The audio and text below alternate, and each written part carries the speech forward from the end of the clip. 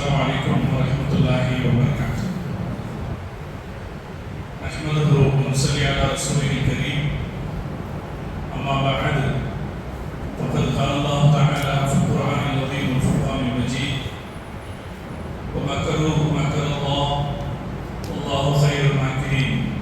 صدق الله العلي العظيم. سبحان ربك رب العزة عما يصفون وسلام على المرسلين والحمد لله رب العالمين. اللهم صل على سيدنا محمد وعلى آله وأصحابه وسلم. கண்ணியத்துக்கு மரியாதைக்குரிய அல்லாஹ்வின் நல்லடியார்களே, பெரியவர்களே, அருமை சகோதரர்களே, புனிதம் நிறைந்த இந்த வெள்ளிக்கிழமையில் ஜும்மா தொழுகையை நிறைவேற்றுவதற்காக இங்கே ஒன்று கூடியிருக்கிற நம் அனைவரும் மீதும் அல்லாஹ் ஜல்ல ஜலாலுஹுவின் பேரருள் என்றென்றும் நிறைவாக பொழியட்டுமாக. நம்முடைய ரகசிய வாழ்விலும் பகிரங்க வாழ்க்கையிலும் அல்லாஹுவை அஞ்சிக் கொள்வோமாக என்ற அறவுரை ஆரம்பமாக எனக்கும் அடுத்ததாக உங்களுக்கும் நினைவூட்டியவனாக இந்த ஜும்மா உரையை நான் ஆரம்பம் செய்கிறேன். அருமையான சகோதரர்களே, உலகம் முழுக்க அனைத்து மக்களிடமும் அவர்கள் சம்பாதித்த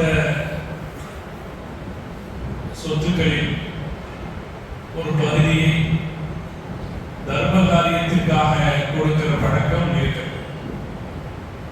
எல்லா சமூக மக்களிடத்திலேயும் இருக்கிறது. சில சமயத்தவர்கள் ஒட்டுமொத்தமாக மொத்த சொத்துக்களையும் அவர்கள் தர்மம் செய்து விடுவார்கள். அவர்களுக்கு என்று எதையுமே வைத்துக் கொள்ள மாட்டார். நம்முடைய மார்க்கம் ஒரு மனிதர் அவர் சம்பாதிக்கிற சொத்தில் 1/3 அளவுக்கு தர்மகாரியத்திற்கு கொடுத்து விடலாம் என்று அனுமதிக்கிறது. யாரும் அவருடைய உறவுக்காரர்களை, அவருடைய குழந்தை குட்டிகளை, குடும்பத்தை ஏழையாக விட்டுவிட முடியாது. அவர்களுக்கு உரியது என்று அவர் செய்தாக வேண்டும். அதே நேரத்தில் தன்னுடைய பிறவி பயனுக்காக ஒரு 1/3 தான தர்மமாக செய்யலாம் என்று மார்க்கம் சொல்லியிருக்கிறது. பிற சமயங்கள் தான தர்மங்களை வலியுறுத்தியதில் எந்த குறையும் வைக்கவில்லை. இந்து தர்மத்தில் தர்மம் பெரிய அளவிலே பாராட்டப்பட்டது. புராணங்களில் ஒரு கதை இருக்கிறது. பசு பன்றியின் கதைக்கு பேர் இருக்கு. பன்றி பசுவிடத்திலே கேட்டதாம், நானும் உன்னை போல ஒரு மிருகம் தானே, என்னுடைய கறியை மக்கள் சாப்பிடத்தான் செய்கிறார்கள், ஆனால் உன்னை மட்டும் என் எல்லோரும் பாராட்டுகிறார்கள். இந்து தர்மத்தில் பசுவை பூஜிக்கவும் செய்வார்கள். ஆனால் எனக்கு இந்த மரியாதை கிடைப்பதில்லையே என்று பன்றி பசுவிடத்திலே கேட்டது. அதற்கு பசு பதில் சொல்லிச்சு, நான் இருக்கும் போதே எல்லோருக்கும் கொடுக்கிறேன். என்னிடத்தில் என்ன இருக்கிறதோ அதை நான் கொடுக்கிறேன் பாலாக. அதுபோல மற்ற உபகாரங்களாக என்னால் முடிகிறதை நான் இப்போதே கொடுக்கிறேன்.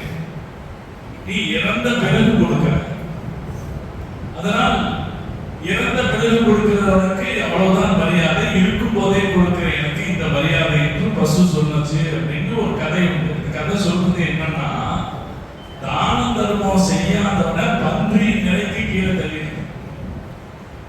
யார் கொடுக்கிறார்களோ அவர்கள் மதிப்புக்குரியவர்கள், யார் கொடுக்காதவர்களோ அவர்கள் மரியாதையற்றவர்கள் என்கிற கருத்தை சொல்லி பன்றியின் அளவுக்கு கொடுக்காதவர்களை தாழ்த்தி பேசிவிடுகிறது.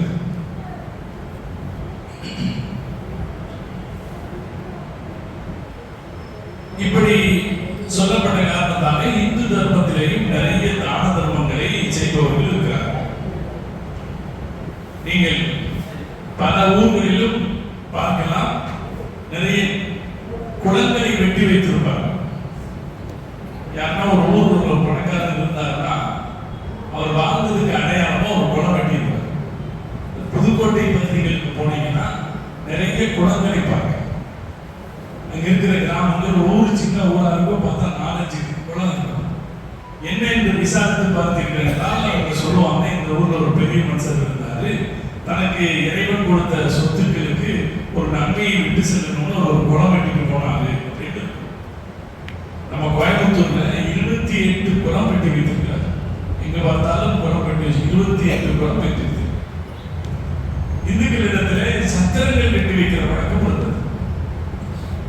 வழிபோக்கர்களுக்கு உணவு கொடுப்பதற்காக, தங்கி செல்வதற்காக சத்திரங்கள் வெட்டி வைப்பார். குறைஞ்சபட்சம் இதெல்லாம் செய்ய முடியாட்டி இறந்தவருடைய அடையாளமாக நடுகள் நட்டி வைப்பார். நீங்க கூட பார்த்திருக்கலாம், கிராமங்கள்ல பஸ் ஸ்டாண்டுகளுக்கு பக்கத்துல ஒரு சின்னதா 2 கல் வச்சு மேல ஒரு படுக்கை மாதிரி ஒரு பாறையை வச்சிருப்பாங்க. அது எதற்காகனா, அந்த காலத்தில் பயணம் செய்து வருகிறவர்கள் தலைகளில் பொதிகளை சுமந்து வருவார்கள். அவங்க இறக்கி வச்சுக்கிறதுக்காக, சரக்குகள் பொதிகளை இறக்கி வைத்துக் கொள்வதற்காக கல் வச்சிருப்பாங்க. நம்ம எல்லாம் பார்த்துருக்கோம். இன்னைக்கு அது குறைஞ்சு போயிருக்கும். ஒரு காலத்துல அப்படி நிறைய நடுகர்கள் இருந்ததை நாம் பார்த்தோம். இப்படி ஒவ்வொரு சமூகமும் அவரவர்களுடைய முடிந்த வகையில் அவரவர்களது செல்வாக்கு அடுத்த அளவிலே தர்ம காரியத்தை வலியுறுத்தி சென்றிருக்கிறார். நம்ம தமிழ்நாட்டில் பெரிய அளவில் செய்யப்பட்ட ஒரு தர்ம கொடை எம்ஏஎம் சிதம்பர எம்ஏஎம் ராமசாமி செட்டியார் அவர்களுடைய ஒரு தர்ம கொடை, அறக்கொடை. எம்ஏஎம் ராமசாமிங்கிறவர் தமிழ்நாட்டில் இருக்கிற ஒரு பெரிய தொழிலதிபர். அண்ணாமலை பல்கலைக்கழகத்தை உருவாக்கியவர்.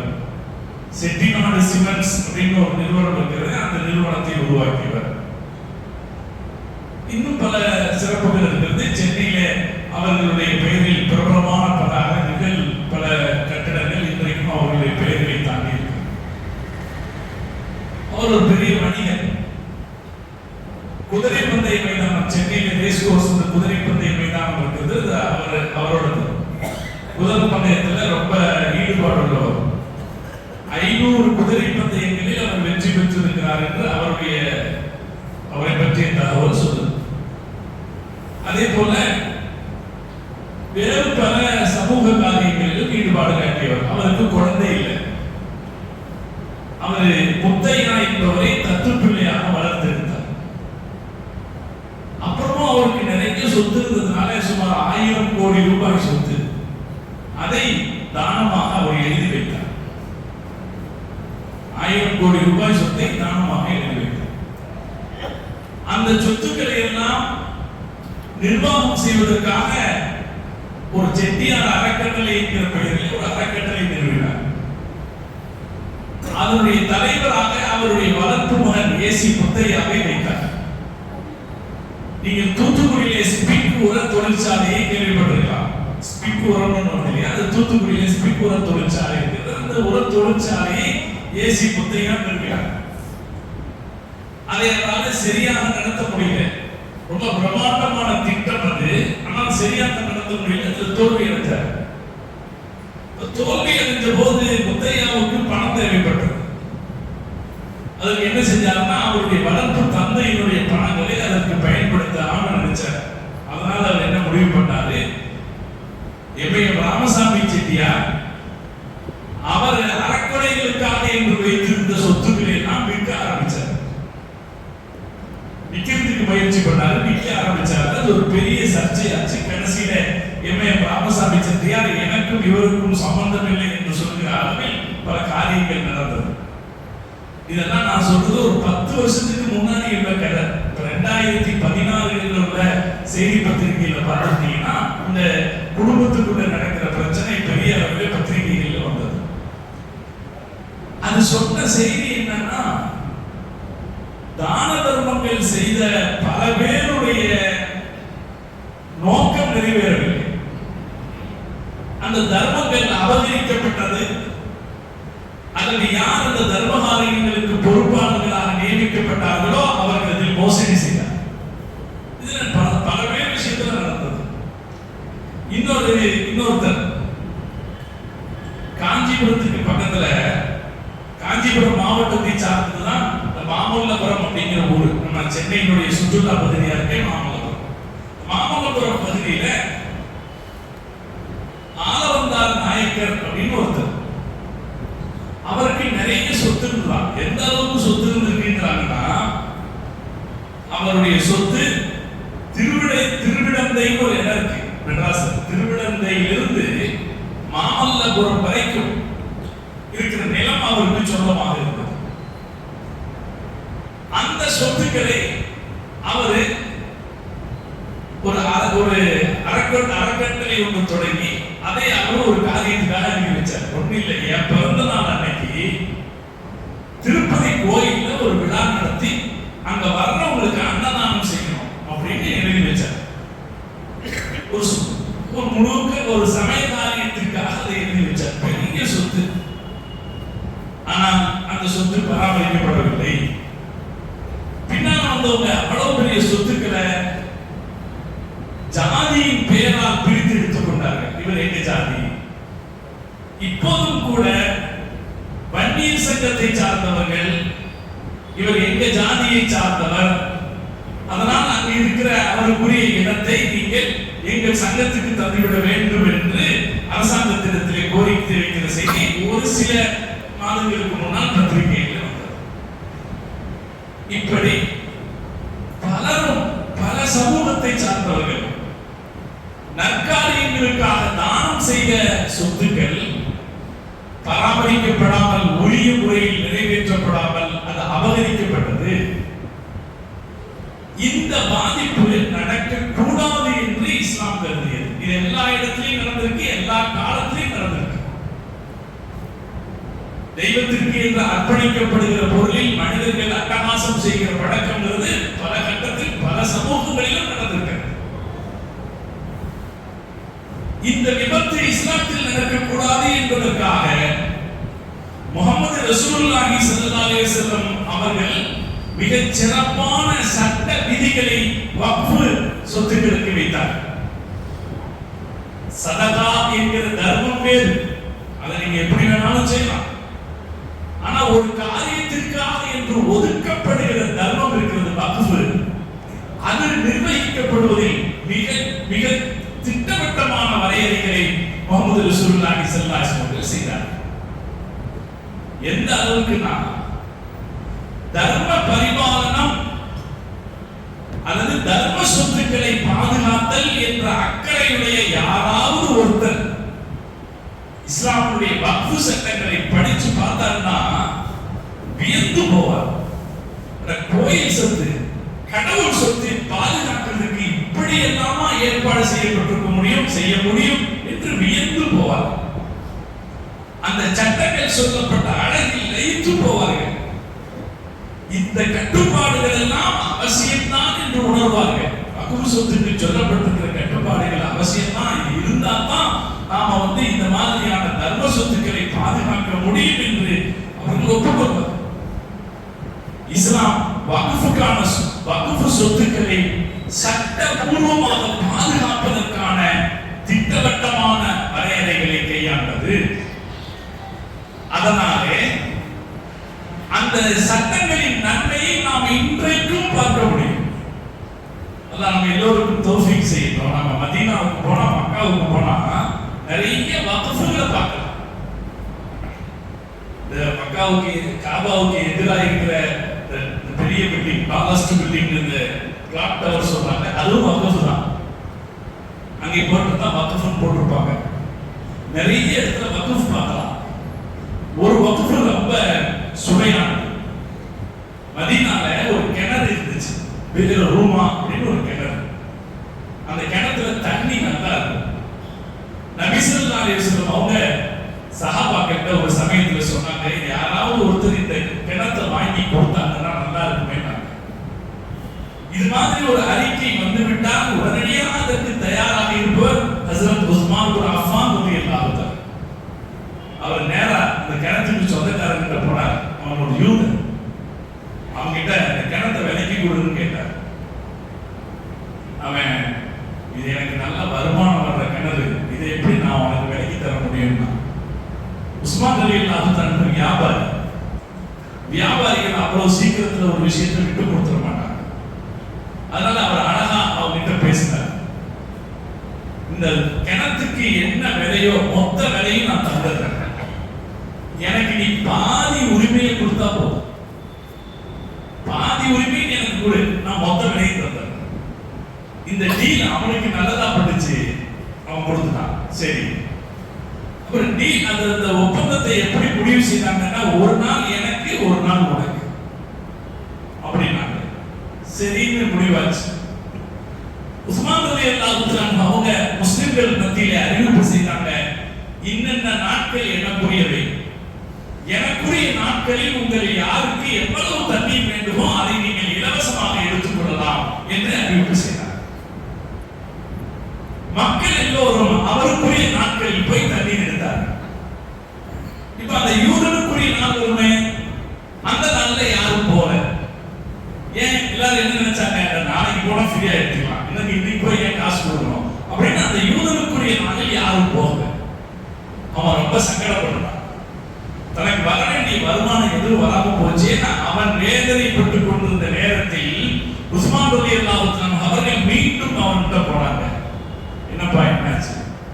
ஆமா, நீ இப்படி சொல்லிட்ட, எல்லாம் ஆட்களும் ஒரு நாள்ல தண்ணி எடுத்துட்டு போறாங்க, என்கிட்ட யாரும் தண்ணி வாங்க வர மாட்டேங்கிறாங்க. சரி, உன் பங்கு, அந்த பங்கை நீ எனக்கு வித்துறியான்னு கேட்டாங்க. அவன் சரி வித்துறேன் அப்படின்னு சொன்னான். அவனுக்கு அதிக காசு கொடுத்து அந்த பங்கையும் விலைக்கு வாங்கி அந்த மொத்த கிணற்றையும் முஸ்லிம் உம்மத்திற்காக ஹஜ்ரத் உஸ்மான் பின் அஃபான் ரலியல்லாஹு தஆலா அவர்கள் வக்ஃப் செய்தார். இது பழைய வரலாறு, 1400 வருஷங்களுக்கு முந்தைய வரலாறு. ஆனால் சகோதரர்களே, அப்படி வக்ஃப் செய்யப்பட்ட நிலங்களை எப்படி பாதுகாக்க வேண்டும் என்று மார்க்கம் சொல்லி இருந்ததோ அந்த முறையில் பாதுகாக்கப்பட்டதனால் 1400 வருடங்களை கடந்த பிறகும் இன்றும் பிறருமாயிருக்கிறது. இன்றும் நாம் மதீனாவுக்கு சென்றால் மஸ்ஜிதுல் கிப்லத்தை என்கிற பள்ளிவாசலுக்கு பக்கத்தில் பிறர் ரூமா கிணறு இருக்கிறது, அதை நாம் பார்க்க முடியும். உஸ்மான் ரலியல்லாஹு தஆலா வக்ஃப் செய்தது என்று இருக்க முடியும். அது யாருக்கு சொந்தமானது? நீங்கள் விக்கிபீடியாவில் தேடி பார்த்தீர்கள் என்றால் தெரியும். இது யாருக்கு சொந்தமாக இருக்கிறது? சவுதி அரசாங்கத்தின் கட்டுப்பாட்டில் இருக்கலாம், ஆனால் அது யாருக்கு சொந்தம் என்றால் இதன் மாலிக், இதன் உரிமையாளர் யார் என்றால் அந்த கேள்விக்கு அதில் பதில் எழுதியிருப்பார்கள். இதன் உரிமையாளர் உஸ்மான் பின் அஃபான் என்று பதில் எழுதியிருப்பார். மதீனாவில் வேற பலவும் கட்டிடங்கள் இருக்கு, மஸ்ஜித் நபவியை சுற்றி பல ஹோட்டல்கள் இருக்கு. அந்த ஹோட்டல்கள்ல பாத்தீங்கன்னா வக்ஃப் உஸ்மான் பின் அஃபான், உஸ்மான் ரலியல்லாஹு தஆலா வக்ஃப் என்று அதில் எழுதியிருப்பார். அதாவது மாலிக் ஹாதல் பினா, இந்த கட்டிடத்தின் சொந்தக்காரர் உஸ்மான் பின் அஃபான் என்று அவர்கள் அதில் எழுதி வைத்திருப்பார். இது இஸ்லாம் செய்த மிகச் சிறப்பான ஏற்பாடு.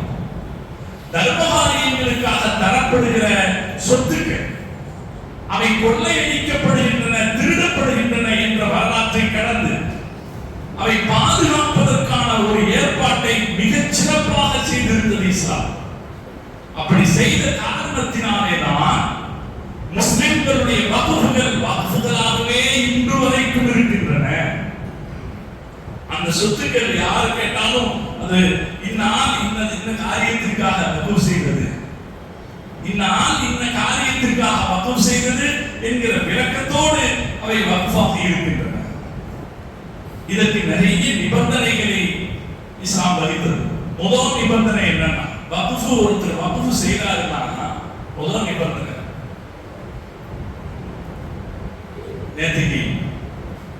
நேற்று முன்தினம் 2 நாட்களாக இந்திய நாடாளுமன்றத்தில் வக்ஃபுகள் சம்பந்தமான பல பொய்யான அபாண்டமான பழிச்சொற்களை மத்தியில் ஆட்சியில் இருப்பவர்கள், அமைச்சர் பதவியில் இருப்பவர்கள் சொல்லுகிறார்.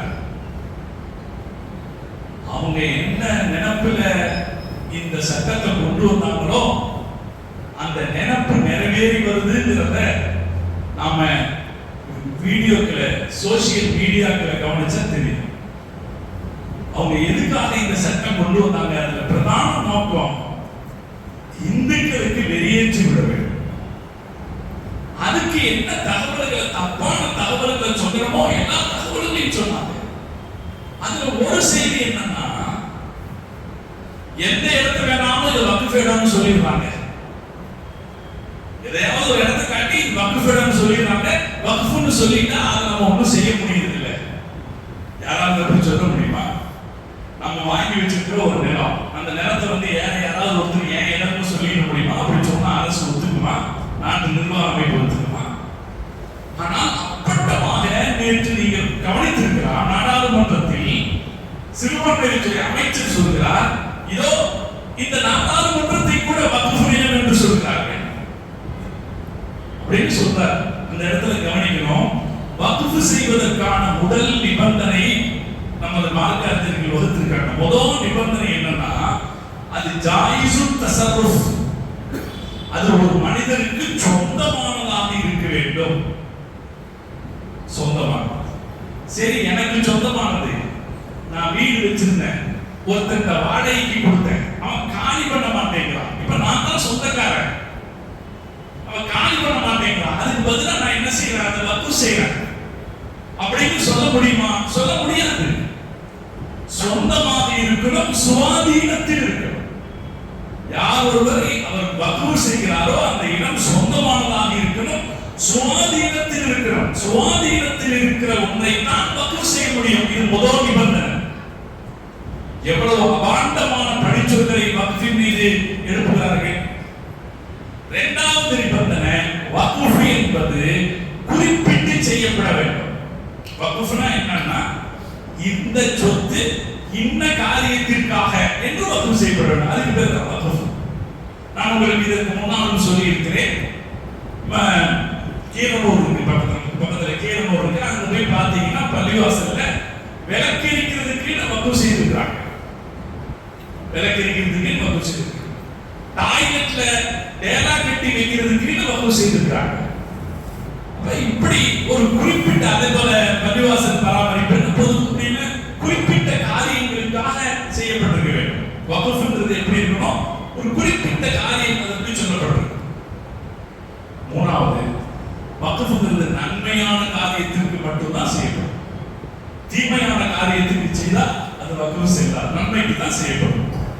அதே போல வக்ஃப் என்பது நிபந்தனைக்கு அப்பாற்பட்டதாக இருக்கணும். ஒரு ஆள் என்ன செய்ய முடியாது, நான் 10 வருஷத்துக்கு வக்ஃப் செய்றேன் அப்படின்னு ஒரு நிபந்தனையிட்டு வக்ஃப் செய்ய முடியாது. அல்லது நான் 4 மாசத்துக்கு வக்ஃப் செய்றேன் அப்படின்னு ஒரு நிபந்தனையிட்டு வக்ஃப் செய்ய முடியாது. வக்ஃப் என்பது நிபந்தனைக்கு அப்பாற்பட்டதாக இருக்கு. அதே போல ஒரு ஆள் ஒரு சொத்தை வக்ஃப் செய்றாரு, வக்ஃப் செய்துட்டு சொல்றாரு, நான் நினைக்கும் போது இதை வித்துருவேன், நான் வக்ஃப் செய்றேன், ஆனா நான் நினைக்கும் போது இதை நான் வித்துருவேன் அப்படின்னு சொன்னா அதுவும் பொருந்தாது. வக்ஃபுடைய நிபந்தனைகளுக்கு முரண்பட்ட எதுவும் பொருந்தாது. இப்படி நிறைய வக்ஃபுக்கான நிபந்தனை, இந்த நிபந்தனைகள் ஒவ்வொன்றை தனித்தனியா அலசினாலே வக்ஃப்ங்கிறது எவ்வளவு கவனமாக கட்டமைக்கப்பட்டிருக்கிறதுன்னு தெரியும். அதை என்னென்ன காரியத்துக்கெல்லாம் வக்ஃப் செய்யலாம் அதையும் இஸ்லாம் பொதுவாக்குச்சு. பள்ளிவாசலுக்கு மட்டும்தான் வக்ஃப் செய்யலாம் அப்படின்னு இஸ்லாம் சொல்லல. பள்ளிவாசலுக்கு வக்ஃப் செய்யலாம், பள்ளிவாசல்ல நடக்கிற மதரசாக்களுக்கு வக்ஃப் செய்யலாம், ஜிஹாதில் போறவர்களுக்கு உதவியாக இருப்பதற்கு வக்ஃப் செய்யலாம், ஏழைகளுக்கு உணவு கொடுப்பதற்காக, உடை கொடுப்பதற்காக வக்ஃப் செய்யலாம். ஒருத்தர் வந்து அவருடைய ஒரு வீட்டை ஒதுக்கி இதிலிருந்து மாச வருமானம் எவ்வளவு வருதோ அதை இந்த ஊர்ல இருக்கிற விதவைகளுக்காக நான் செலவு பண்ணுவேன் வக்ஃப் செய்யலாம்.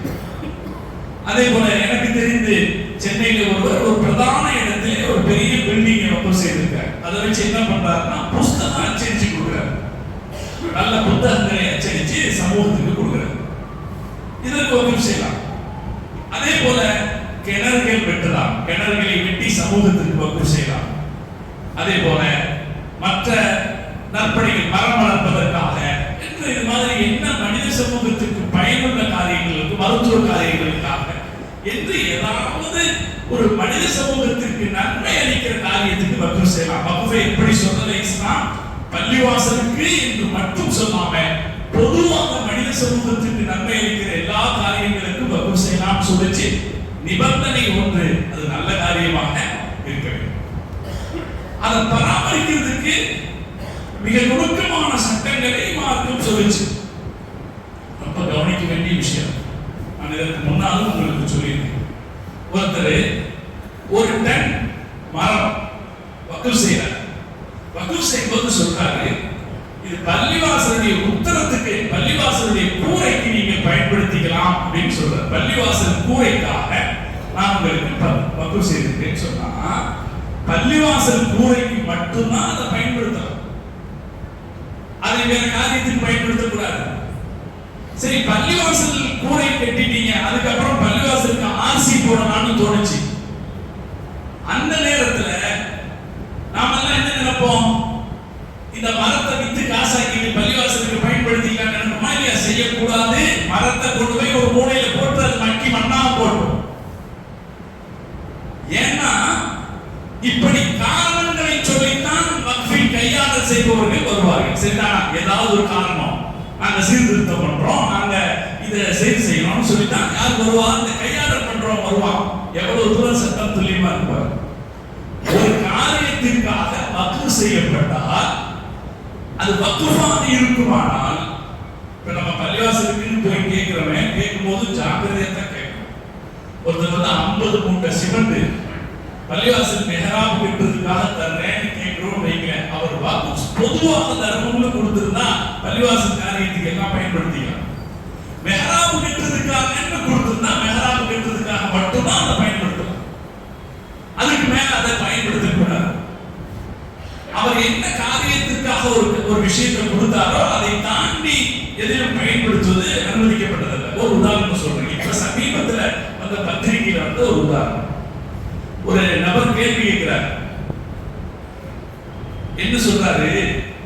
எங்க ஊர்ல டாக்ஸி இல்ல, அதுக்காக நான் என்ன பண்ணேன், ஒரு காரை வாங்கி டாக்ஸிக்கு வக்ஃப் செய்துட்டேன். முஸ்லிம்களுக்கு பயன்படட்டும்னு நான் அதை வக்ஃப் செய்துட்டேன். இப்ப இந்த டாக்ஸில என்னுடைய சொந்த தேவைக்கு நான் பயன்படுத்திக்கலாமா அப்படின்னு ஒரு கேள்வி கேட்கிறேன். நான் எங்கேயாவது போகணும்னு வந்தா, நான் அந்த எங்கிட்ட வேற கார் இல்ல, அந்த ஒண்ணுதான் இருக்கு, அந்த டாக்ஸிய என் சொந்த தேவைக்கோ என் குடும்பத்தின் தேவைக்கோ பயன்படுத்திக்கலாமான்னு கேள்வி கேட்கிறார். அறிஞர்கள் பதில் சொல்றாங்க, பயன்படுத்த கூடாது. நீங்க தான் வாங்கி கொடுத்தீங்க, அதை நீங்க பயன்படுத்த கூடாது. நீங்கள் வக்ஃப் செய்கிற போது தேவை ஏற்பட்டால் எனக்கு பயன்படுத்திக் கொள்வேன் என்று எழுதியிருந்தால் தவிர நீங்க உங்க காரு நீங்க பயன்படுத்திக் கொள்ள முடியாது. உங்கள் சொந்த தேவைக்கு அதை பயன்படுத்த முடியாது. பயன்படுத்தலாம், காசு கொடுக்கணும். எப்படி டாக்ஸி யூஸ் பண்றீங்களோ அது மாதிரி நீங்களும் அதுக்கு காசு கொடுத்து தான் பயன்படுத்தணும் அப்படின்னு சட்டம் சொல்லிச்சு. இப்ப வக்ஃப் விஷயத்துல நான் இதுக்கு முன்னாடி ஒரு தடவை கூட உங்களுக்கு சொல்லியிருக்கேன். இப்பெல்லாம் முன்னாடியே ஃபேன் போட்டு வச்சிருக்காங்க, லைட் எல்லாம் போட்டு வைக்கிறாங்க. நான் சின்ன பிள்ளையா இருக்கும்போது நான் பார்த்திருக்கேன். பரலுக்கு தொழிலுக்கு காமச்சொல்ல வரும்போது தான் மோதினார் ஃபேன் போட்டு வருவார். காமச்சொல்ல எந்திரிக்கும் போது நான் நம்ம கோட்டப்பள்ளிகள் எல்லாம் இந்த பள்ளிவாசல்ல இதை பார்த்திருக்கேன். காமச்சொல்ல வரும்போது தான் அவர் எல்லா ஃபேனையும் போடுவார். பொழுது முடிச்ச உடனே ஃபேன் ஆஃப் பண்ணிடுவார். என்னன்னா பள்ளிவாசலுக்கு என்று வக்ஃப் செய்யப்பட்ட சொத்தை ஃபர்து தொழுகைகளுக்கு மட்டுமே உபயோகப்படுத்தலாம். பள்ளிவாசல் என்பது ஃபர்து தொழுகைகளுக்கு மட்டுமே ஆனது. அது அப்படி வக்ஃப் செய்யப்பட்டிருக்குமானால், இன்னைக்கெல்லாம் அப்படி வக்ஃப் கிடையாது. இன்னைக்கு பொதுவான தர்மங்கிறதுனால நம்ம என்ன செய்யறோம், நம்ம உபயோகத்துக்கு பயன்படுத்திக்கிறோம். யார் எப்ப வந்தாலும் ஃபேன் போட்டுக்கிறோம், போன விடலைன்னா சட்டை போட்டுக்கிறோம். ஆனால் வக்ஃப் என்று இருக்கும் போது அது அப்படித்தான் பயன்படுத்தப்பட வேண்டும் அப்படின்னு மார்க்கம் சொல்லுச்சு. யாராவது இந்த வக்ஃப்ல முறைகேடு செஞ்சுட்டா எல்லாம் பாதுகாக்கணும். அவ்வளவு கடுமையான தண்டனைகளை மார்க்கம் சொல்லுச்சு. நீங்க பொது சொத்தில் முறைகேடு என்பதற்கு மிக கடுமையான தண்டனைகளை மார்க்கம் சொல்லுச்சு. ஒரு ஹதீஸ் சொல்லுங்க, அபூ ஹுரைரா ரலியல்லாஹு தஆலா அவர்கள் அறிவிக்கிற ஹதீஸ். நாங்கள் ஹைபருக்கு போனோம். போன நேரத்துல எங்களுக்கு சின்னதா சில பொருள்கள் தான் கிடைச்சது. இந்த யுத்தத்துல கிடைக்கிறதுல சில பொருள்கள் தான் கிடைச்சது. நபி ஸல்லல்லாஹு அலைஹி வஸல்லம் அவர்களுக்கு மிதுரம் அப்படிங்கிற ஒரு பணியாளர் இருந்தார். அவர் செய்த அந்த வேலைகள் காரணமாக சஹாபாக்கள் எல்லாம் அவரை பாராட்டினார். அவர் ரசூலுல்லாஹ்வுக்கு பணியாளராக இருந்தவர். திடீர்னு ஒரு அம்பு வந்து அவரை தாக்கி அவர் இறந்து விட்டார்.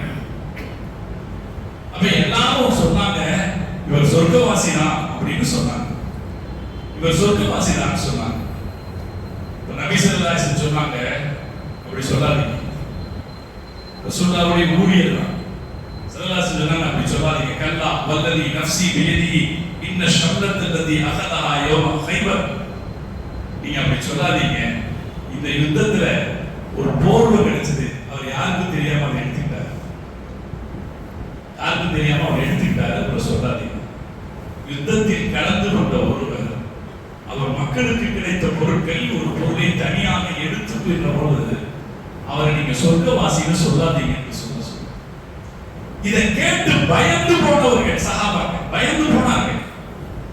அது ஒருத்தர் ஓடி வந்து யார சொல்லலாம், இதோ இந்த 2 செருப்பு வார் எனக்கு கிடைச்சிருக்கு, செருப்பு வார் எடுத்துருக்கேன். நபி ஸல்லல்லாஹு அலைஹி வஸல்லம் சொன்னார்கள், அவை 2 நரகத்திற்குரியவை என்று ஸல்லல்லாஹு அலைஹி வஸல்லம் சொன்னார். ஷராக்கானி மினன்னார், நரகத்திற்குரியவை என்று ஸல்லல்லாஹு அலைஹி வஸல்லம் சொன்னார். ஒரு செருப்பு வார் எடுத்து கூட அது நரகத்திற்கு கொண்டு போய் சேர்க்கும் என்று சொல்லப்படுகிறது என்றால், இந்த வக்ஃப் சொத்துக்களின் பராமரிப்பு விஷயத்தில் சமுதாயம் என்ன அக்கறை செலுத்த வேண்டும் என்பதை நபி ஸல்லல்லாஹு அலைஹி வஸல்லம் அவர்கள் வலியுறுத்தி சொன்னார். ரசூல் ஸல்லல்லாஹு அலைஹி வஸல்லம் சொன்னாங்க, நாம் உங்களில் எவரையும் இப்படி பார்க்க வேண்டாம். நாளை கியாமத் நாளில் அவர் வருகிற போது அவருடைய தோளில் ஒரு ஒட்டகத்தை சுமந்து வருபவராக நான் பார்க்க வேண்டாம் என்று ஸல்லல்லாஹு அலைஹி வஸல்லம் சொன்னார்.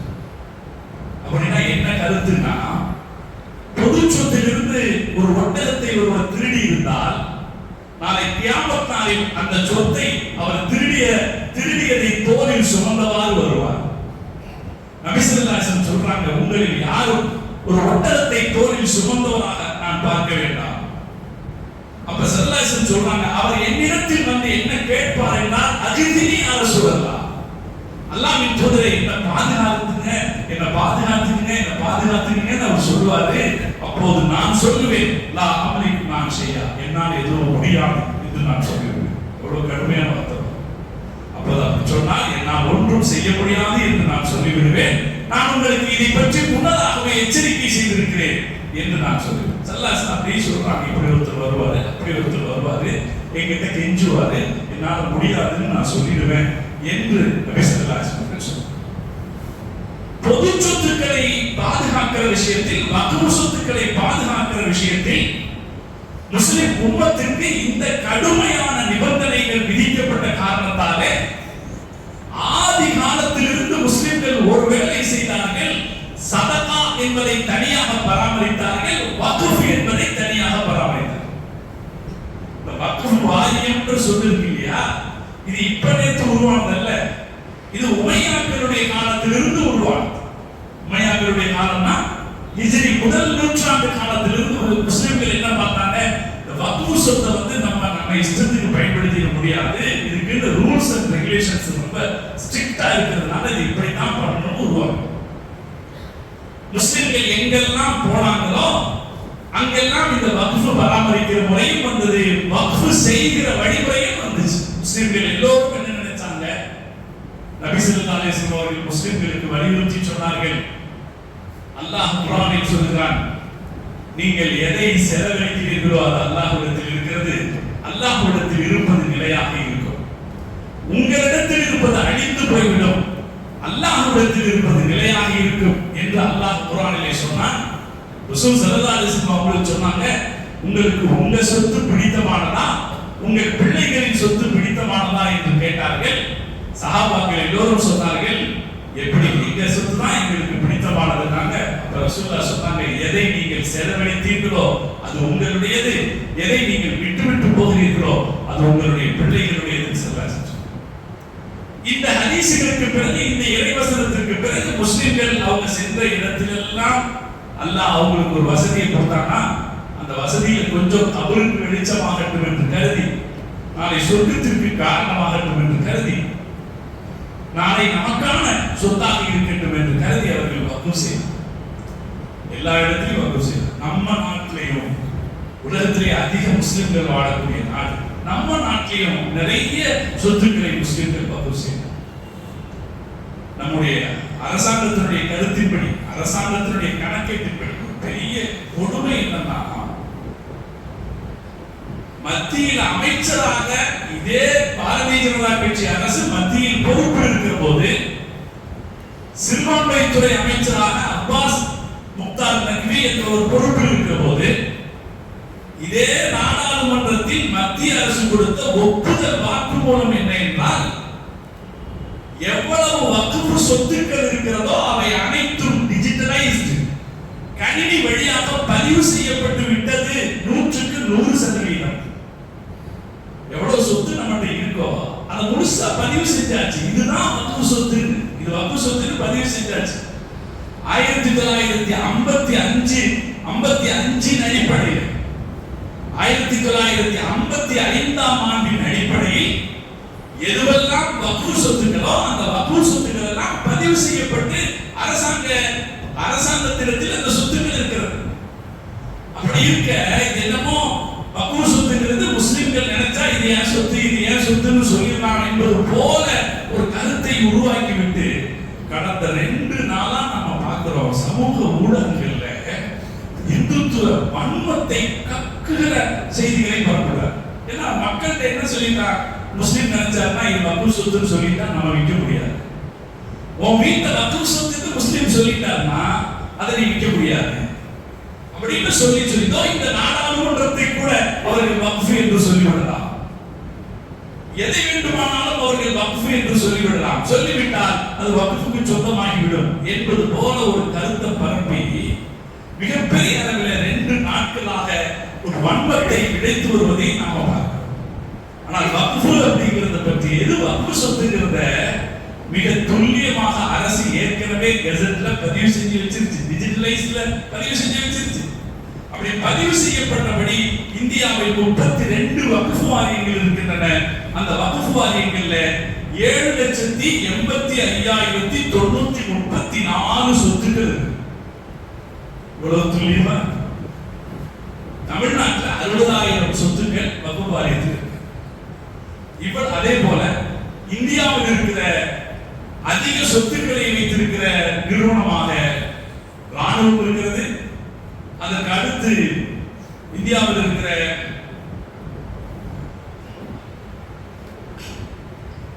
ரயில்வே இருக்கிற முதல்ல ராணுவம் இந்தியாவில் அதிக சொத்து வச்சிருக்கு. அதுக்கப்புறம் ரயில்வே அதிக சொத்து வச்சிருக்கு. 3ஆவதாக அதிகம் சொத்து வச்சிருக்கிற நிறுவனமாக வக்ஃப் வாரியம். இது அவங்களுக்கு இது கேள்வி கூட, அது எப்படி சிறுபான்மை சமுதாயமா இருக்கிறவங்க இவ்வளவு சொத்து வச்சிருக்க முடியும் அப்படின்னா முஸ்லிம்கள் அவ்வளவு வக்ஃப் செய்யறாங்க. இது அதிகரிக்குது அப்படின்னு ஒரு சில பேர் பேசுறது. நாடு சுதந்திரம் அடைஞ்ச போது இத்தனை கோடி தான் இருந்துச்சு, அது இப்ப பார்த்தா இத்தனை கோடியா வளர்ந்துருக்குங்கிறாங்க. அதை ஒரு குற்றச்சாட்டா வைக்கிறாங்க. நாடு சுதந்திரம் அடைஞ்ச போது 18 லட்சம் கோடி தான் இருந்துச்சு, இப்ப அது 36 லட்சம் கோடியாக வளர்ந்துருக்குங்கிறாங்க. இயல்பான சொத்துக்களின் மதிப்பு வளரும், இது ஒண்ணு. 2வது, முஸ்லிம்கள் வக்ஃப் செய்வதை நிறுத்திவிடவில்லை, தொடர்ந்து வக்ஃப் செய்து கொண்டுதான் இருக்கிறார்கள். ஆங்காங்கே பள்ளிவாசல் கட்டப்படுகிற போது பள்ளிவாசல்களில் சண்டை சச்சரவு வரும்போது தானா வக்ஃப் போயிடுது. நம்ம தமிழ்நாட்டில் எத்தனையோ பள்ளிவாசல்கள் முஸ்லிம்கள் சொந்தமாக இப்ப கெட்டது, ஒரு 10 வருஷம் 15 வருஷத்துல கெட்டது. அந்த கெட்ட பள்ளியில நிர்வாகத்துக்குள்ள சண்டை வந்துச்சுன்னா கொண்டு போய் யாருக்கு போயிடுறது, வக்ஃப் போயிடும். இப்படி பல நூற்றுக்கணக்கான ஆயிரக்கணக்கான சொத்துக்கள் வக்ஃப் வாரியத்துக்கு போயிருக்கிறாங்க. தொடர்ந்து வக்ஃப்கள் நடந்து கொண்டே இருக்கிற காரணத்தாலே அந்த வக்ஃப்களுடைய எண்ணிக்கை அதிகரிச்சிருக்கு. இவ்வளவு அதிகரிச்சு வக்ஃப் சொத்துக்கள் பெருகி இருக்கிற போது இந்த வக்ஃப் சொத்துக்களை ஆக்கிரமிக்கிற திட்டத்தோடு மத்திய அரசாங்கம் கடந்த 1ஆம் தேதி வக்ஃப் திருத்த சட்டம் என்று ஒரு சட்டத்தை கொண்டு வந்தது. அது உண்மையில் வக்ஃப் திருத்த சட்டம் அல்ல, வக்ஃப் திருட்டு சட்டம். வக்ஃப் சொத்துக்களை திருடுகிற சட்டம். இந்த சட்டத்துக்கான அடிப்படை காரணம் நீங்க தேடி பார்த்தீர்கள் என்றால், ஆய்வு கட்டுரைகளை தேடி பார்த்தீர்கள் என்றால், இந்த சட்டத்துக்கான அடிப்படை காரணம் என்னன்னா, ஆர்எஸ்எஸ் அமைப்பு இந்தியாவில் இருக்கிற பல பிரபலமான பெரிய பள்ளிவாசல்களை குறிவைத்திருக்கிறது. ஆனால் அந்த பள்ளிவாசல்களை கை வைக்க முடியல. ஏன் கை வைக்க முடியலன்னா, வக்ஃப் வாரியம் என்ற பெயர் குறிப்பிடுது. அது வக்ஃப் வாரியத்தின் கட்டுப்பாட்டில் இருக்கு. வக்ஃப் வாரியத்தின் சட்டங்கள் கடுமையாக இருக்கு. முஸ்லிம்கள் ஆரம்பத்திலிருந்தே வக்ஃப் வாரியத்தினுடைய கடுமையான சட்டங்களை பேணுகிறார்கள். அதற்கு பிறகு நம்முடைய நாட்டிலும் அந்த சட்டங்களை அங்கீகரித்து 1995 வக்ஃப் சட்டங்கள் மேலும் கடுமையாக்கப்பட்டு வக்ஃப் சட்டங்களை யாரும் ஆக்கிரமிக்க முடியாதபடிக்கு ஒரு நிபந்தனைகள் வைக்கப்பட்டிருக்கு. அதனாலே பல பெரிய பள்ளிவாசல், உதாரணமா பாபர் மஸ்ஜித் பள்ளிவாசல். பாபர் மஸ்ஜித் பள்ளிவாசல் ஒரு கிராமத்தில் சில பேருக்கு சொந்தமானதாக இருக்கும் என்றால் எப்போதே அவர்கள் எடுத்துக்கொண்டிருப்பார்கள். அது வக்ஃப் வாரியத்திற்கு சொந்தமானதாக இருந்த காரணத்தாலே அதை சீக்கிரத்தில் அவங்க எடுக்க முடியல. பாபர் மஸ்ஜித் விவகாரத்தில் இருந்துதான் இந்த பிரச்சனைக்குள்ளே அவர்கள் வருகிறார். பாபர் மஸ்ஜித் பல ஏக்கர் கொண்ட இடம். அந்த நிலம் வேணும்னு ஆசைப்பட்டாங்க சில பேர். அந்த நிலத்துக்காக அந்த பள்ளிவாசல்ல பிரச்சனையை உண்டு பண்ணாங்க. அதுக்கப்புறம் அது ஒரு மத வெறி பிரச்சனையா மாறிச்சு. மாறிய பிறகு அந்த சொத்துக்களை ஈஸியாக ஆக்கிரமிக்கலாம்னு நினைச்சா முடியல. காரணம் அது வக்ஃபுக்கு சொந்தமாக இல்லை. எங்க வக்ஃபுங்கிறது யாரு? அரசாங்கம் தான் வக்ஃப். வக்ஃப் யார் கையில இருக்கு? அரசாங்கத்துக்கு கையில தான் இருக்கு. அப்ப யார் வரல? அரசாங்கம் தான் வருது.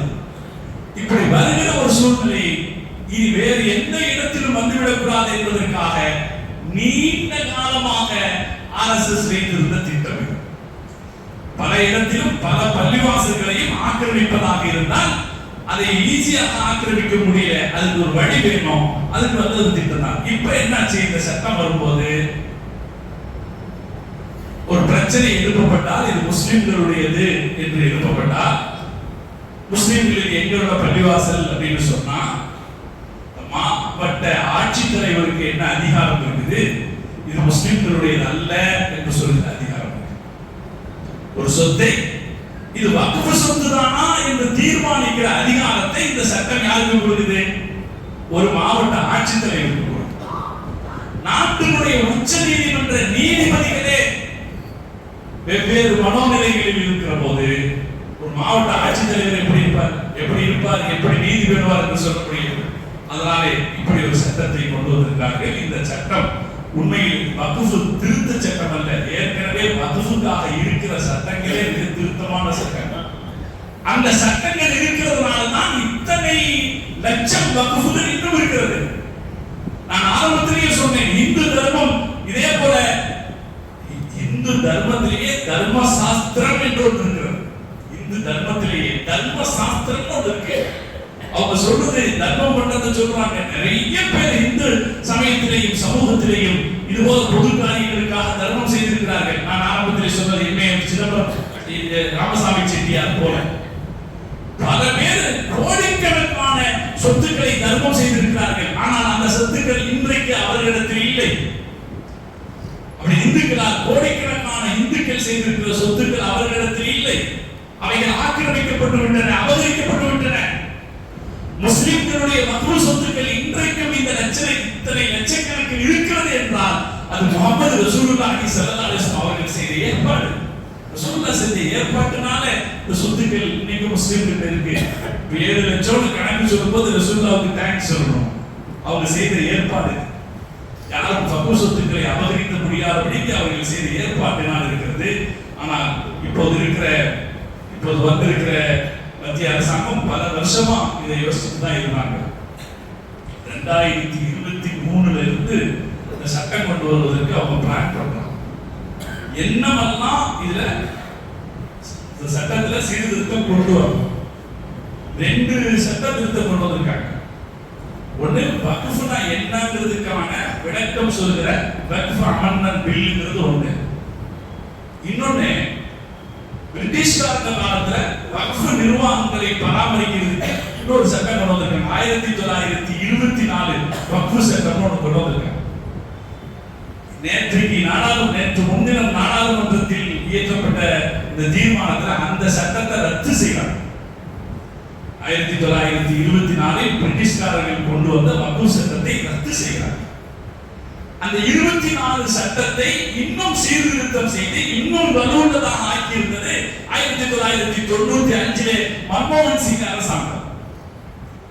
அந்த 1995 வக்ஃப் சட்டத்தையும் ரத்து செய்கிறார். 2 சட்டத்தை ரத்து பண்றாங்க. வக்ஃப்களை இதுவரைக்கும் பாதுகாத்துக் கொண்டிருந்த 2 சட்டத்தை ரத்து செய்தது புதிதாக எதுவெல்லாம் அவர்களுக்கு சாதகமாக இருக்கும் இருக்குமோ அந்த சாதகமான அம்சங்களை வைத்து ஒரு புதிய வக்ஃப் சட்டத்தை கொண்டு வருகிறார். அதற்கு பெயர் சொல்கிறார்கள் வக்ஃபுகளின் நலனை பாதுகாப்பதற்காக. நேற்றைக்கு நாடாளுமன்றத்தில் எம்பிகளெல்லாம் மானமுள்ள மனிதர்களை கேள்வி எழுப்பி இந்த கேள்விகளை எல்லாம் சகித்துக் கொள்ள முடியாத அந்த கேள்விகளை எல்லாம் கேட்டார். நீங்கள் சொத்துக்களை பாதுகாக்கிறீர்கள் என்று சொல்கிறீர்கள், நீங்களா முஸ்லிம்களை பாதுகாக்க போகிறீர்கள் என்று நிறைய கேள்விகளை கேட்டுவிட்டார். ஆனால் எல்லாவற்றையும் கடந்து இந்த சட்டம் நிறைவேறிவிட்டது. நேற்றைய முன்தினம் நாடாளுமன்ற மக்களவையிலும் நேற்று இரவு நாடாளுமன்ற மாநிலங்களவையிலும் இந்த சட்டம் நிறைவேறிவிட்டது. இந்த சட்டம் ஒரு செய்தி சொல்லுது, 5 வருஷம் முஸ்லிமா இருக்கிறவர் தான் வக்ஃப் செய்ய முடியும் அப்படின்னு சொல்லு. இனிமேல் 5 வருஷம். நம்ம ரசூலுல்லாஹ்வுடைய ஒரு ஹதீஸ், உஹது யுத்தத்துக்கு ரசூலுல்லாஹ் தயாராகிட்டு இருக்கும்போது ஒருத்தர் வந்தார், யூதர் ஒருத்தர் வந்தார். வந்த ரசூலுல்லாஹ் சொன்னாரு, நான் உங்க கூட சண்டைக்கு வரேன், உங்க பக்கம் தான் நியாயம் இருக்கு, நான் உங்க கூட சண்டைக்கு வரேன், யுத்தத்துல கட்டா என் சொத்து கூட உங்களோட அப்படின்னு சொல்லிட்டு யுத்தத்துக்கு போனாரு, ஷஹீத் ஆயிட்டார். உஹது யுத்தத்தை நடக்க காலையில வந்தாரு, அன்னைக்கு மதியத்துக்குள்ள ஷஹீத் ஆயிட்டார். ஒரு ரக்காத்து கூட தொழுகல, ஒரு சஜதா கூட செய்யல, சொர்க்கவாசி ஆயிட்டார். அவருடைய சொத்துக்கள் எல்லாம் பெருமானார் ஸல்லல்லாஹு அலைஹி வஸல்லம் கட்டுப்பாட்டில் வந்தது. நபி ஸல்லல்லாஹு அலைஹி வஸல்லம் அவர்கள் அதை முஸ்லிம்களின் நன்மைக்காக வக்ஃப் செய்தார்கள். இஸ்லாத்திலே செய்யப்பட்ட முதல் வக்ஃப், அதாவது மற்ற நன்மையான பள்ளிவாசல் அல்லாத மற்ற காரியங்களுக்காக செய்யப்பட்ட முதல் வக்ஃப் யார் செய்தார்னா ரசூலுல்லாஹ் செய்தாங்க. ஏன்னா அவர் விட்டுட்டு போனார் சொத்தை எல்லாத்தையும், என்னோட எல்லாமே உங்களுக்கு ரசூலுல்லாஹ் கொடுத்துட்டு போனார். ரசூல் ஸல்லல்லாஹு அலைஹி வஸல்லம் அவர்கள் வக்ஃப் செய்தார். முஸ்லிமான அன்னைக்கு அவர் வக்ஃப் செய்தாரு, அது வக்ஃபா இருக்கு, அது இன்னும் வக்ஃபா இருக்கு. இப்போ இவங்க என்ன சட்டத்தில் சொல்றாங்க, 5 வருஷம் ஒருத்தர் முஸ்லிமா இருந்தா தான் அவர் வக்ஃப் செய்யலாம். இப்படி சொல்றதுக்கான அதிகாரம் இது ஒரு அடிப்படையாக ஒரு முஸ்லிமுடைய அடிப்படை உரிமையை பாதிக்கிற செய்தி இல்லையா? வெட்கப்பட வேண்டாமா ஒரு அரசு? ஒரு அடிப்படை ஒரு முஸ்லிம் ஆயிட்டாரு, அவருக்கு விருப்பமான சொத்தை அவருக்கு விருப்பமான வழியிலே செலவிடுவதற்கு அரசு தடை போடுகிறது என்றால் அது வெட்கப்பட வேண்டிய விஷயம் இல்லையா? நேற்று நீங்கள் பார்த்திருக்கலாம், பஞ்சாப் மாநிலத்தை சார்ந்த ஒரு எம்பி கொதித்து போய் கேட்கிறார், என்ன சட்டம் போடுறீங்க, என்ன வெட்கம் கெட்ட வேலை செய்கிறீர்கள்? பஞ்சாபில் நாங்கள் பெரும்பான்மையாக இருக்கிறோம், முஸ்லிம்கள் மிகச்சிறுபான்மையாக இருக்கிறார்கள், அவர்களுக்கு நல்லடக்கம் செய்யப்படுவதற்கு, இறந்து போனவர்களை நல்லடக்கம் செய்யப்படுவதற்கு ஒரு கபர்ஸ்தான் இல்லை என்று இன்றிருந்து நாங்கள் சீக்கியர்கள் பலர் சேர்ந்து அவர்களுக்கு ஒரு கபர்ஸ்தானை வாங்கி கொடுத்தால் அதை நீங்கள் ஏற்றுக்கொள்ள மாட்டீர்களா? நாங்கள் சீக்கியர்கள் சேர்ந்து முஸ்லிம்களுக்கு ஒரு கபர்ஸ்தான் வாங்கி கொடுத்தா அதை வக்ஃப் நீங்க ஏற்றுக்க மாட்டீங்களா? என்ன மனிதாபிமானிகள் நீங்கள் என்ற ஒரு கேள்வி இருக்கும். ஆனால் எந்த கேள்விக்கும் அவர்கள் பதிலளிக்க தயாராக இல்லை. இன்னொருத்தர் கேட்கிறார், வக்ஃப் சொத்து அவர்கள் எடுத்துக் கொள்வார்கள். பேசுறார் அமைச்சர் பேசுறார், இந்த நாடாளுமன்றத்தை கூட அவர்கள் எடுத்துக் கொள்வார்கள் என்கிறார். ஒரு உறுப்பினர் கேட்கிறார், அவர்கள் சொல்றீங்க, யாரு சொல்றீங்க? அவர்கள் என்று நீங்கள் சொல்வது வக்ஃப் வாரியத்தை சொல்கிறீர்கள் என்றால் வக்ஃப் வாரியமே உங்க கையில் தான் இருக்கு. அவர்கள் எடுத்துக் கொள்வார்கள் என்று நீங்கள் உங்களைத்தானே சொல்லிக் கொள்கிறீர்கள் இல்லையா? வக்ஃப் வாரியம் யார் கையில் இருக்கு? அரசாங்கத்துக்கு இருக்கு. வக்ஃப் சொத்துனா யார் கையில் நீங்க இருக்கும்? அரசாங்கத்துக்கு இருக்கும். அரசாங்கம் யாரை நியமிக்கிறதோ அவர்களுடைய கட்டுப்பாட்டில் இருக்கும். வக்ஃப் வாரியத்துக்கு யார் பொறுப்பு வருவாங்க? ஆளுங்கட்சியை சார்ந்தவர்கள் யாரோ அவர்களை சார்ந்தவர்கள் தான் பொறுப்பு வருவாங்க. அவர்கள் எடுத்துக் கொள்வார்கள் என்ற ஒரு பீதியை கிளப்புகிறீர்களே, அந்த அவர்கள் யார்?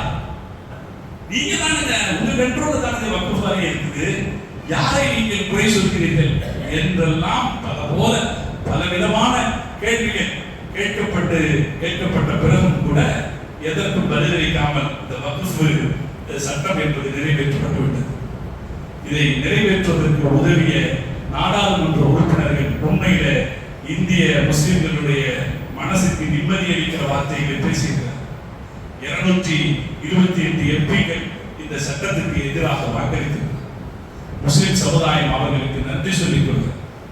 காரணம், இந்த எம்பிக்கள் அவங்க பேசுற வாதத்தின் அடிப்படையிலே இந்த நாட்டு மக்களுக்கு யார் பக்கத்தில் நியாயம் இருக்கிறது என்பது மிக வெளிச்சமாக தெரிந்துவிட்டார். ஏதோ ஒரு சில எம்பிக்களுடைய வேறுபாட்டை வைத்து அவர்களுடைய ஆளுங்கட்சி தரப்பு அவர்களை வென்று அவர்கள் ஜெயிச்சிருக்கிறார்.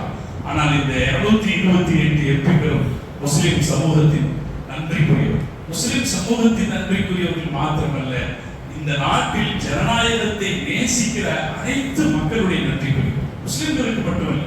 ஏன்னா சிவசேனாவுடைய தலைவர் உத்தவ் தாக்கரே, ஆச்சரியமா இருக்கு, அவர் சொல்றார், உத்தவ் தாக்கரே சொல்றாரு, அரசாங்கம் இப்ப முஸ்லிம்களுடைய வக்ஃப் சொத்தை திருடுகிறது. இந்த திருடுகிற வார்த்தையை அவர் தான் சொல்றார்.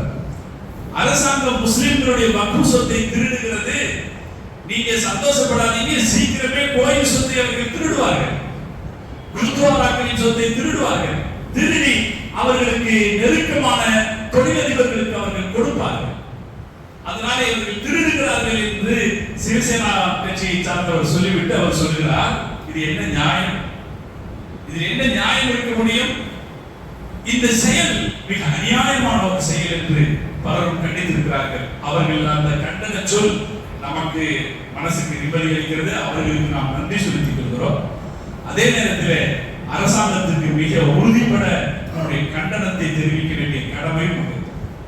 நம்ம இன்ஷா அல்லாஹ் இந்த சட்டத்தினால் ஏற்படக்கூடிய பின்விளைவுகள் என்னன்றத இன்ஷா அல்லாஹ் அடுத்த வாரங்களில் நாம் பார்க்கலாம். இந்த சட்ட திருத்தம் என்னவெல்லாம் இடையூறுகளை செய்கிறது, முஸ்லிம்களுடைய சொத்துக்களை எந்த வகையிலெல்லாம் பிடுங்க முயற்சிக்கிறது என்கிற செய்திகளை இன்ஷா அல்லாஹ் நாம பார்க்கலாம். நமக்கு ஒரு கடமை இருக்கிறது, இதற்கான கண்டனத்தை வெளிப்படுத்த நம்ம என்ன செய்யணும், அதையாவது செய்யணுமா இல்லை? அரசாங்கம் அப்படி சட்டங்களை கொண்டு வருகிற போது அதற்கான கண்டனத்தை வெளிப்படுத்த வேண்டியது உயிருள்ள ஒவ்வொருவருடைய கடமை. நாம பேசாம இருக்க முடியாது. அல்லாஹ் போதுமானவர். அல்லாஹ் குர்ஆன்ல சொல்றாங்க, மக்களும் அவர்கள் சதி செய்கிறார்கள், மக்கள் அல்லாஹ்வும் சதி செய்வான், அல்லாஹ்வும் சதி செய்வான், வல்லாஹு கைருல் மாக்கிரீன், அல்லாஹ் சதிகாரர்களில் மிகச் சிறந்தவர். நாம சொத்துக்களுக்காக பயப்படுகிறவர்கள் அல்ல, காசு பணத்துக்காக பயப்படுகிறவர்கள் அல்ல, பள்ளிவாசல் இல்லாட்டி கூட ரோட்ல நின்று கூட நம்மளால தொழுதுற முடியும், பயப்படுகிறது அல்ல. எனவே சொத்து போகுதுன்னு பயப்படல. ஆனால் நமது உரிமைகள் பறிக்கப்படுகிற போது அதை பார்த்து கொண்டு சும்மா இருந்தால் செத்த பிணத்திற்கு நாம சமமாகிறோம். அதனால நமது கண்டனத்தையும் நமது எதிர்ப்பையும் தெரிவிக்க வேண்டி நாம தெரிவிக்கிறோம். அதற்கான ஏற்பாடுகளை செய்து கொண்டிருக்கிறார்கள். நீதிமன்றத்தில் வழக்கு தொடுக்கிறோம், கண்டனங்களை தெரிவிப்பதற்கான ஏற்பாடுகள் செய்து கொண்டிருக்கிறார்கள். இன்ஷா அல்லாஹ் அதிலும் நாம பங்கேற்க வேண்டும். இன்ஷா அல்லாஹ் வரக்கூடிய 13ஆம் தேதி ஒரு கண்டன கூட்டத்திற்கான ஏற்பாடுகளை ஜமாத் உலமா சபை செய்து கொண்டிருக்கிறது. இன்ஷா அல்லாஹ் நாம் அதில் பங்கேற்று நமது கண்டனத்தை வெளிப்படுத்த வேண்டும். இதில் என்னென்ன பிரச்சனைகள் இருக்கிறது என்பதை தெரிந்து கொள்ள வேண்டும். சகோதர இந்து சமூகத்து மக்களிடத்திலே பழகுகிற பழக்கம் இருந்துச்சுன்னா நாம வக்ஃபுடைய நன்மையை அவங்கள்ட்ட சொல்றோம். எங்க வக்ஃப் இப்படிதான், எங்க வக்ஃப் ஏதோ எங்களுக்கு சொந்தம் இல்லாததை நாங்க வக்ஃப் செய்ய முடியாது. நான் அவங்களுக்கு ஆரம்பத்தில் சொன்னேன், எனக்கு சொந்தமானது மட்டும் இல்லை, எனது சுவாதீனத்தில் இருப்பதைத்தான் நான் வக்ஃப் செய்ய முடியும். நான் உங்களுக்கு உதாரணம் சொன்னேன், எனக்கு சொந்தமானது ஒரு வாடகைதாரர் காலி பண்ணாம உட்கார்ந்துருக்கிறான், அவன் நான் இந்த வக்ஃப் செய்யணும்னு சொல்ல முடியாது. எனது சுவாதீனத்தில் இருப்பதைத்தான் நான் வக்ஃப் செய்ய முடியும். ஒரு குறிப்பிட்ட நன்மையான காரியத்திற்கு தான் நான் வக்ஃப் செய்ய முடியும். அந்த வக்ஃப் இப்படி பாதுகாக்கப்பட வேண்டும் என்று இஸ்லாம் சொல்லி இருக்கிறது. நாங்கள் அந்நிய சொத்தை அபகரிக்க முடியாது என்கிற தகவல்களை நாம் சகோதர சமூகத்தோடத்திலே அந்த கருத்துக்களை பரிமாற வேண்டும். அவர்களையும் நமக்கு சார்பாக ஆக்க முடியும். இந்த சட்ட திருத்தத்துக்கு பின்னால ஏற்பட்டிருக்கிற ஒரு பெரிய விளைவு என்ன, அதை நினைச்சுதான் இந்த சட்டத்தையே அவங்க கொண்டு வர்றாங்க. இந்த சட்டத்தையே கொண்டு வருவது என்னன்னா, அந்த இந்து மக்களிடத்துல ஒரு வெறி உணர்வு. கடந்த நேற்று மாலையிலிருந்து நான் பார்த்து வருகிறேன் சகோதரர்களே, உறக்கம் இந்துக்களை அப்படி பேச வைக்கிறார். அவர்களுக்கு அவ்வளவு வெறியூட்டி வைத்திருக்கிறார். முஸ்லிம்களுக்கு எல்லா சொத்தையும் பிடுங்க வேண்டும் சொல்றாங்க. வீடியோ ஒளிபரப்புறாங்க தொலைக்காட்சி. முஸ்லிம்களிடத்தில் அத்தனை சொத்தையும் பிடுங்க வேண்டும். அவர்களுக்கு தான் நாம பாகிஸ்தான் கொடுத்தாச்சு. அவங்க எவ்வளவு சதவீதத்தில் இருக்கிறார்களோ அதை விட 3 மடங்கு அவர்களுக்கு சொத்து நம்ம கொடுத்துட்டோம். இருக்கிற சொத்தெல்லாம் வக்ஃப் சொத்துக்கள் எல்லாம் சனாதனிகளுக்கு என்று எழுதி தரப்பட வேண்டும். இப்படி ஒருத்தன் பேசுறான்னா அந்த வெறித்தனமான பேச்சை ஒளிபரப்புறதுக்கு ஒரு 4 ஊடக ஆட்கள் இருக்கிறாங்களே, நாட்டினுடைய நிலைமை இந்த அளவு இருக்கு. அவ்வளவு கவலை. ஆனால் இந்த இந்து வெறி விழிப்புணர்வை ஊட்டுவதற்காக வேண்டித்தான் இந்த சட்டமே கொண்டு வரப்பட்டது. நாட்டில் எத்தனையோ பிரச்சனைகள் இருக்கும் போது அதையெல்லாம் விட்டுவிட்டு இது ஒரு சாடிஸ்ட் மனப்பான்மை என்னன்னா, கரெக்டா நம்ம பெருநாள் கொண்டாடுற அன்னைக்கு கொண்டு வரோம். பெருநாள் கொண்டாடுற நாளைக்கு அடுத்த நாள். இது உலகம் முழுக்க முஸ்லிம்களுக்கு எதிராக கையாளப்படுகிற கூறும். ஹஜ் பெருநாள் அன்னைக்கு சதாம் ஹுசைனை தூக்கில போட்டாங்க. பத்ர் அன்னைக்கு இஸ்ரேல் பாலஸ்தீனத்தின் மீது கொண்டு போனது. இந்த இடை ஒப்பந்தத்துக்கு பிறகு பத்ர் நினைவு நாள் அன்னைக்கு பாலஸ்தீனத்தின் மீது கொண்டு போறாங்க. ரமலானிலே நாக்பூரில் கலவரம் நடக்கிறது.